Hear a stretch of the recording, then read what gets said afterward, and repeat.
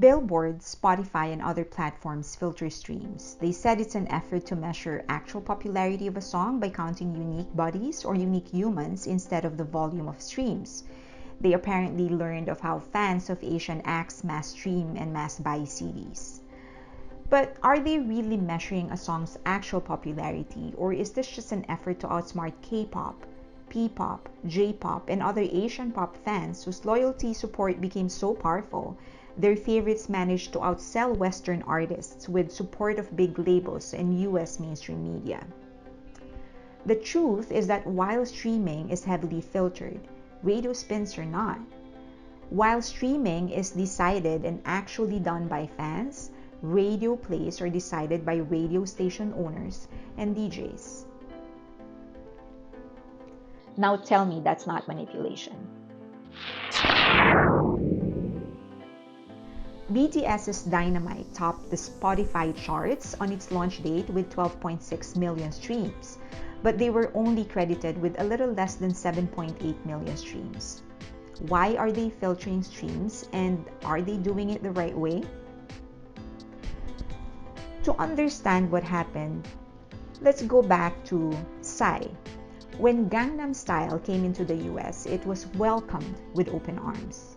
It was fun, funny, and to be honest about it, played on Asian stereotype. A middle-aged man dancing and dressed funny. It wasn't a threat to Western pop, it was just a novelty. But when BTS came along, they were actually entertained at first, but also mocked because they were a boy band, and worse, an Asian boy band. So they were simply used as ratings bait. Until, without US mainstream media support, they started clocking in numbers so high, they dwarfed some Western artists with millions of marketing and production budget behind them.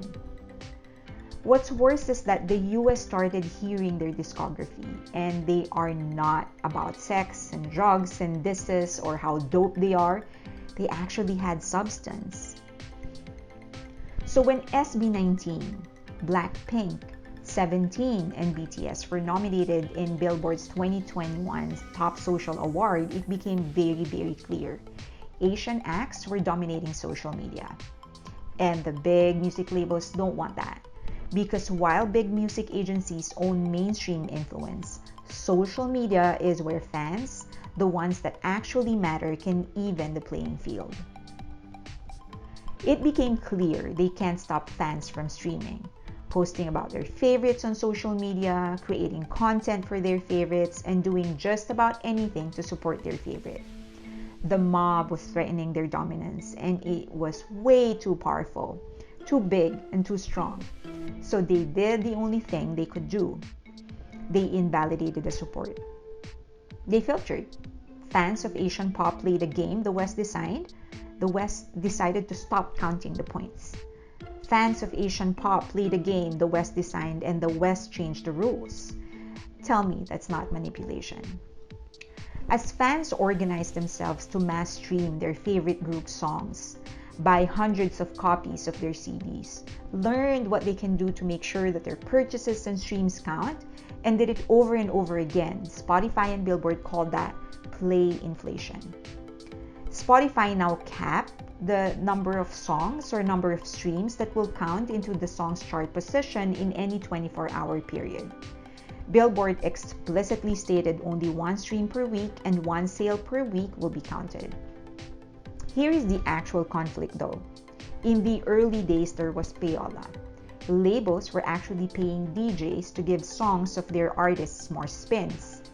When that was declared illegal, it took another form. Now labels develop quote-unquote relationships to different radio stations so their artists get spins whenever a new song is released. Back in the day when they was really taking money to play, right? So it is still payola. It's just much more sophisticated, and they don't put a cap on it. And the other thing is that, isn't it supposed to be the fans that are supposed to matter here? So if they're listening to it, why not count it? SpotifyCharts.com actually said charts are generated using a formula that protects against artificial inflation of chart positions. Billboard tweeted and wrote about it, but neither reveals their exact formula. Okay, so I do understand the sentiment of Spotify and Billboard. When 10 people stream one song 100 times a day, it can't be the same weight as 100 people streaming the song once a day. But there is the other side of the argument. Does a casual listener weigh as much as a fan? If I leave my Apple Music on a playlist and get pushed new songs I don't end up liking, does that count the same way a fan stream does?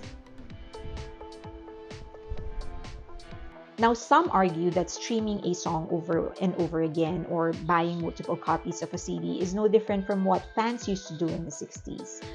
They used to go to record stores and they would buy multiple copies of that album because they want to inflate the numbers. It's also no different from calling the DJ over and over again in a radio station to request a certain song just so they could make it appear as if the song is really, really popular. It's just that now it is done in a global stage. So Billboard wants to put a stop on it early, control it early, but it is not well thought of. Number 1, there are people who like streaming just a few artists. Should their favorites be punished for it? Not just by not counting the stream into the chart, but also by not giving them their rightful payout. Number 2, paid accounts should be able to have their streams counted, at least for payout, because they are verified users. You can't ask for a credit card from a bot. One paid account should be assumed to be valid. Number 3, if the objective is to count unique listeners, shouldn't there be a better way to track radio based on listeners? There are some radio stations or radio shows that are more popular than the others, and yet every spin weighs the same. Number 4, shouldn't there be a cap on radio spins that will be counted too? Number 5, if radio shows claim to be relying on requests, then there should be a more accurate way of counting requests. With how advanced programming is, I am sure someone can write a code people can use to enter their request, and a code that will count unique entries only.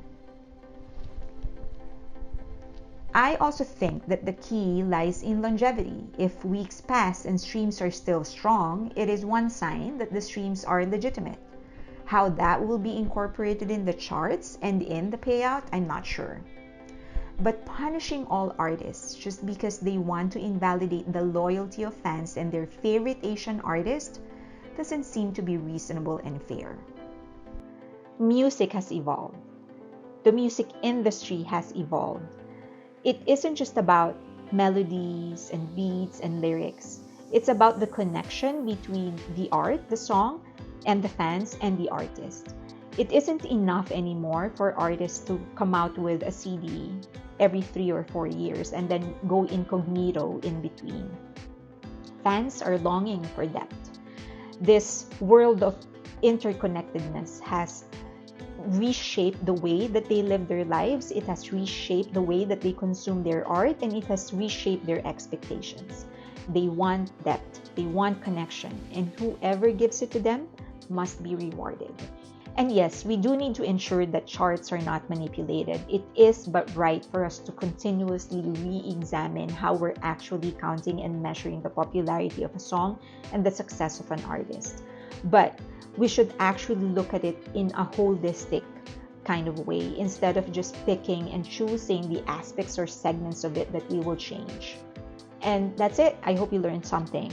And don't forget to like, subscribe, and click that notification button. And if you have any reaction, if you want to converse with me, if you have any suggestion on the topics that you want me to cover, do leave a comment down below, or you can get in touch with me in any or all the social media links that you see on your screen. And thank you for listening and for watching.